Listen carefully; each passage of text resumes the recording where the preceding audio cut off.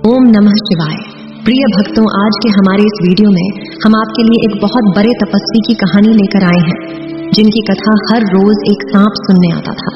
एक समय की बात है, चंदनपुर गांव में एक गरीब ब्राह्मण अपने पूरे परिवार के साथ रहते थे। उनके परिवार में उनकी पत्नी और एक पुत्र था। वो इतना गरीब था कि उनके पास कभी कभी खाने को भी नहीं होता था। ब्राह्मण की जो पत्नी थी वह बहुत दुष्ट और चालाक थी। वह हर रोज ब्राह्मण को भिक्षा मांगने जाने को कहती थी, पर ब्राह्मण उसकी एक नहीं सुनता था और घर में बैठा राम नाम जाप करता रहता था। अगर आप यह कहानी सुन रहे हैं तो पूरा सुनिए। इस कथा को आधा अधूरा छोड़कर जाने की गलती मत करिएगा, क्योंकि इस पवित्र कथा को पूरा सुनने से मनचाहा फल की प्राप्ति होगी। इसलिए इस कथा को पूरा सुने। आप शिव भक्त हैं तो भोलेनाथ का अनादर ना करें। पत्नी के रोज रोज कहने और लज्जित करने पर ब्राह्मण एक दिन सुबह सुबह उठा और अपनी पोथी पत्रा उठाकर दूसरे गांव की ओर चल दिया। चलते चलते वह घने जंगल में पहुंचा गया और वहां अंधेरा हो गया। वो वहां एक पीपल के पेड़ के नीचे बैठ गया और राम नाम जपने लगा। सुबह होने पर जब वो उठा तो पास के सरोवर पर स्नान करके वो आगे चलने लगा और वह दूसरे गांव में पहुंच गया। गांव वाले उससे ना तो कोई कथा सुनना चाहते थे और ना ही कोई उसे भिक्षा दे रहा था। वो दुखी होकर घूम फिरकर फिर उसी पीपल के पेड़ के नीचे आकर बैठ गया। वो पीपल का पेड़ बहुत विशाल था। उस पेड़ की जड़ में एक विशाल काला सांप रहता था। उस ब्राह्मण ने सोचा कि मेरी कथा तो कोई नहीं सुनता, ये कथा मैं पीपल के पेड़ को ही सुना देता हूँ, और अपनी कथा सुनाने लगा। कथा पूर्ण होने पर पेड़ के नीचे बिल में से एक काला नाग निकला और इस ब्राह्मण को एक स्वर्ण मुद्रा देते हुए बोला, तुम रोज यूं ही यहाँ आकर मुझे कथा सुनाया करो, मैं रोज तुम्हें एक स्वर्ण मुद्रा दूंगा। ब्राह्मण ने यह बात मान ली और सांप बोला, ये बात तुम किसी को भी मत बताना, तुम्हारे सब दुख दूर हो जाएंगे। ब्राह्मण रोज ऐसा ही करता।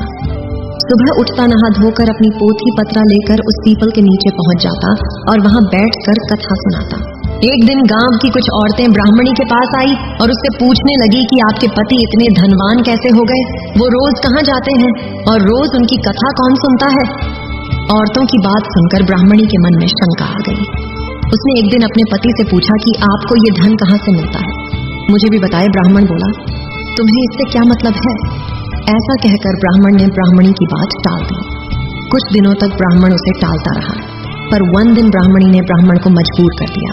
मजबूर होकर उसने अपनी पत्नी को नाग की सारी बात बता दी, जिस वजह से उसकी पत्नी के मन में लालच जाग गया और उसने ब्राह्मण के खाने में नशे की दवा मिलाकर उसे खिला दिया और अपने बेटे से बोली, बेटा तुम उस पीपल के पेड़ पर जाओ और उस नाग को मारकर उसकी सारी संपत्ति ले आओ। ब्राह्मण का ललड़ी डी का ब्राह्मण का पोथी पत्र लेकर वहां गया और पीपल के पेड़ के आगे बैठकर कथा सुनाने लगा। कथा पूरी होने पर वो नाग बाहर आया और उसको स्वर्ण मुद्रा देने लगा। तभी ब्राह्मण के बेटे ने कुल्हाड़ी से नाग पर वार कर दिया, जिससे नाग की पूंछ कट गई और नाग ने पलटकर लड्ढहाके के पैर में डंस लिया, जिससे लड्ढहाके की मौत हो गई। उधर जब ब्राह्मण उठा तो उसने देखा कि उसके पोथी पत्रा गायब है। वो समझ गया कि कुछ गड़बड़ है।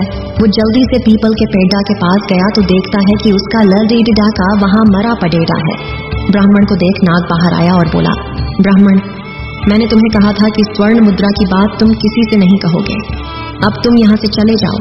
तुम्हें तुम्हारे पुत्र का दुख है तो मुझे मेरी पूंछ के काटने का दुख है।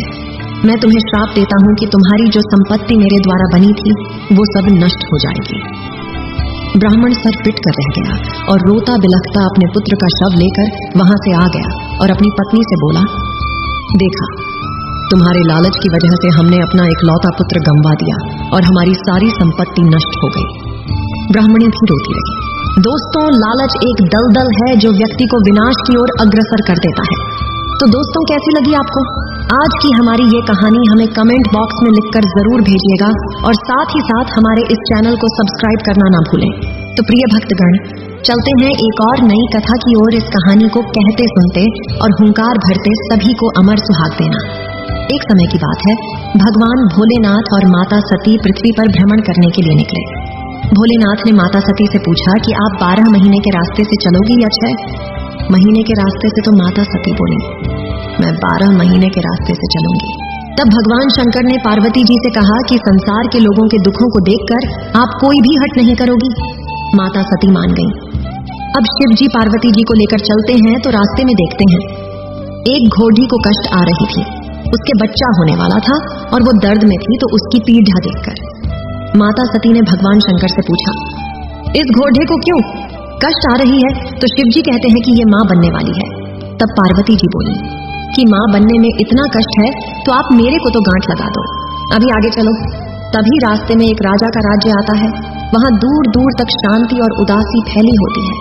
वो उदासी देखकर पार्वती जी पूछती है कि यहाँ सब उदास और शांत क्यों है? तब गांव के लोग कहते हैं, हमारे नगर की रानी मां बनने वाली है और कष्ट में है, इसीलिए हमारे पूरे गांव में उदासी छाई है। तब पार्वती जी फिर शिव जी से कहती हैं कि मां बनने में इतना कष्ट है तो आप मेरे गांठ लगा दो। पर शिव जी उन्हें ये कहकर आगे बढ़ा जाते हैं कि यदि एक बार गांठ लग गई तो दोबारा नहीं खुल सकती। अब जब वो आगे बढ़ते हैं तो देखते हैं कि रास्ते में एक गाय को कष्ट आ रही थी। उसकी पीड़ा देखकर पार्वती जी फिर बोली, मां बनने में इतना कष्ट है तो आप मेरे तो गांठ ही लगा दो। पार्वती जी हट करने लगी तो शिव जी ने पार्वती जी के गांठ लगा दी। अब वो दोनों आगे बढ़े। इस प्रकार चलते चलते वो दोनों पार्वती जी के पीहर पहुंचते हैं।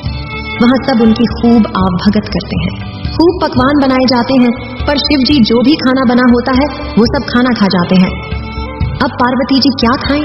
तो वे बथुए की साग खाकर पानी पी लेती है। दोपहर में जब वो दोनों विश्राम करते हैं तो शिव जी पार्वती जी से पूछते हैं कि आपने क्या खाया? तो पार्वती जी कहती हैं, जो आपने खाया वही मैंने खाया। पार्वती जी के सोने पर शिव जी उनके पेट की नाभि की ढकनी खोलकर देखते हैं कि पार्वती जी ने क्या खाया, तो उनके पेट में बथुए का साग और पानी दिखता है। पार्वती जी के जागने के बाद शिव जी उनसे कहते हैं, आपने हमसे झूठ बोला था, आपने तो बथुआ और पानी पिया है। तब पार्वती जी उनसे हट करती है कि आज के बाद कोई भी किसी भी महिला की ढकनी खोलकर नहीं देखेगा, अर्थात आज के बाद कोई भी किसी भी महिला के पेट में नहीं देख सकेगा, क्योंकि किसी भी महिला के पेट में उसके ससुराल और पीहर की लाज होती है। आप वचन दे तब शिव जी को वचन देना पड़ ही दिखता है। उसके बाद से अब तक किसी की भी ढकनी नहीं खुलती है। अब वो दोनों वापस कैलाश पर्वत की ओर निकलते हैं तो रास्ते में गाय अपने बछड़े को चाटती हुई मिलती है और खूब खुश दिखाई देती है। यह देखकर पार्वती जी शिव जी से अपनी गांठ खोलने को कहती है तो शिव जी कहते हैं, मैंने आपको पहले ही कहा था कि गांठ मत लगवाओ,